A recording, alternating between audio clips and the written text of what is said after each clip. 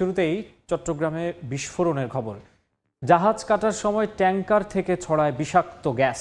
সীতাকুণ্ডে শিপইয়ার্ডে বিষক্রিয়ায় প্রাণ গেল 5 শ্রমিকের। অসুস্থ বেশ কয়েকজনকে চট্টগ্রাম মেডিকেলে ভর্তি করা হয়েছে।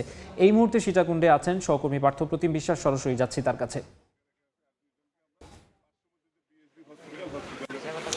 আমরা এখন আছি সীতাকুণ্ডের সেই ভাটিকা এলাকায়। আমার পিছনে আসলে ফেরদৌস শিপইয়ার্ডটি রয়েছে। এই মুহূর্তে কি কারণে দুর্ঘটনা ঘটেছে ফায়ার সার্ভিসের ঊর্ধ্বতন কর্তৃপক্ষ আসলে ব্রিফিং করছে। আমরা সেই ব্রিফিংটিতে যাচ্ছি, একটু কথা বলতে চাই। আসলে আমরা সরাসরি আছি, মূলত কি কারণে এখানে দুর্ঘটনা একটু যদি আমাদের দর্শকদের জানাতেন।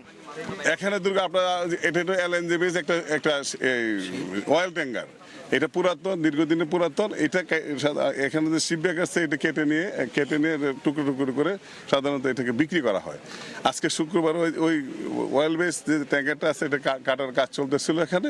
আমরা জানি যে এইসব অয়েল বেস যখন ট্যাঙ্কার কাটা হয় তখন যে ময়লা থেকে অয়েল কার্বন যে এই ময়লাগুলো থাকে, অত পুরাতন যে গাছগুলো পরিষ্কার করে আধুনিক সিস্টেম আছে, পরিষ্কার করে কাটিং করা হয়। কিন্তু আমাদের ধারণা যে এটা পরিষ্কার করে কাটানো হচ্ছিল। যখন শ্রমিকরা পাইপের কাজ করতেছিল, ওই যে পুরাতন, যেহেতু এটা অয়েল বেস অনেক পুরাতন শিপ, এখান থেকে যে কার্বন মনোক্সাইড অথবা ক্লোরিন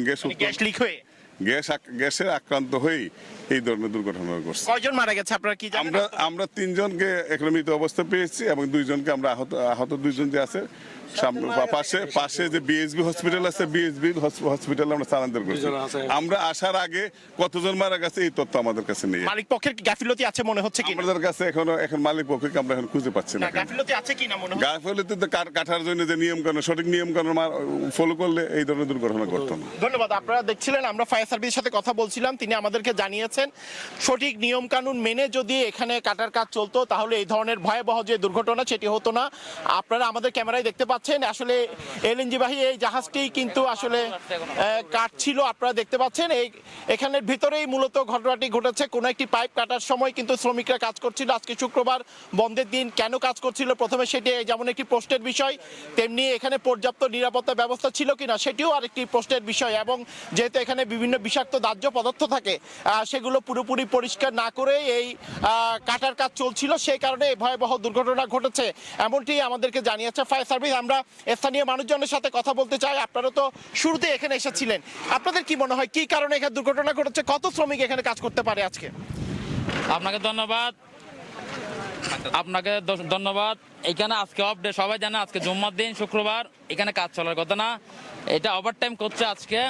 যাই হোক, এখানে শ্রমিক 30 থেকে 35 জন ছিল আমার জানা মতে। আমার বাড়ি এখানে একেবারে হেঁটে গেলে এখান থেকে 100-150 ফিট 200 ফিটের মধ্যে।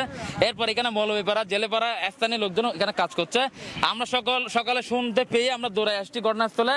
এখানে আমার জানা মতে জাহাজটি গত বছরের, এবং এখানে এলএনজি পাউডার ছিল এবং এখানে বিষক্রিয়া যুক্ত অনেকগুলো পাউডার লিকুইড ছিল।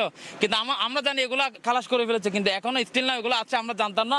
ওই অক্ষত শ্রমিক এবং আনাড়ি যারা শ্রমিক রয়েছে, হেল্পার রয়েছে, এদেরকে দিয়ে নাকি ওই পাউডারগুলো এবং লিকুইডগুলো নিষ্কাশন করার সময় এগুলো গ্যাসগুলো লিকেজ হয়ে বিষক্রিয়ায় স্পটে অনেকের ডেথ হয়েছে এবং অনেক। কয়জনকে উদ্ধার করেছেন? আমরা এখানে 8-9 জনকে এলাকাবাসী সবাই মিলে উদ্ধার করেছে। পাশাপাশি 3-4 জন ইনস্ট্যান্ট মারা গিয়েছে এবং হাসপাতালও অভিযোগ আছে, কয়েকজন 8-9 জনের লাশ পাওয়া গেছে, অভিযোগ আছে। আমি সচক্ষ দেখি নাই, তবে আমাদের এলাকায় অনেকে বলছে 8 থেকে 9 জন এখানে মারা গিয়েছে। আর নিখোঁজ আছে কিনা কেউ? নিখোঁজ অবশ্যই আছে।